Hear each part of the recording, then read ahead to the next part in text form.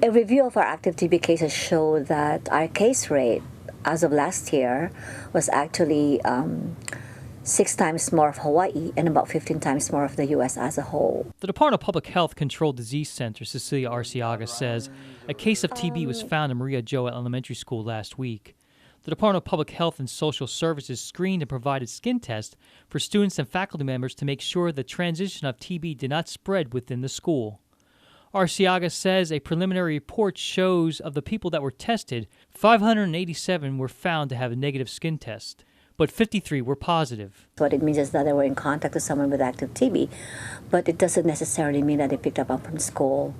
Because you know how this testing is usually required upon entry to school, and we're screening the second, third, fourth graders. So possibly at the school, but more than likely they could have picked it up some elsewhere. Family member or maybe a neighbor could have had active TB. Arciaga says although 53 skin tests were positive for TB, they're still waiting for additional test results to come in to find out if they were active.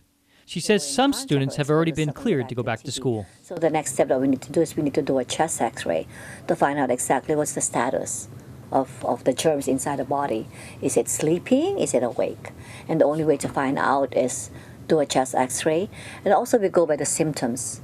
If a patient has symptoms of active TB, which is commonly prolonged cough of more than 2 weeks, unexplained weight loss, low-grade fever, chills, night sweats. Arciaga says as of today, there are no active cases at the school. Last year, 102 cases were reported in the school system, but only 5 active cases were found, and they were at Simon Sanchez and Ukadu. Arciaga says most of the TB cases are found in Jigo and Dededo because there are more people living in the northern part of the island. During the screening at Maria Ujoa, Public Health found 77 individuals who were documented to have tested positive in the past. The agency didn't need to retest them, but they were scheduled to have chest x-rays and a medical evaluation before they could return to school. She also points out, as of October 11th, 92 individuals, both faculty members and students, were banned from the school because they did not comply with the mandatory skin test requirements enforced by Public Health. Over the past 10 years, the demographics for this disease on Guam were mostly made up of Filipinos and Chamorros, but recently that pattern has changed. We're seeing more and more cases among the Micronesians, or those residents that come from the other islands that now live and work on Guam. Arciaga says people who are from the outer islands are not required to undergo medical examinations or immunizations before entering Guam, unlike people coming in from other countries like Korea or the Philippines.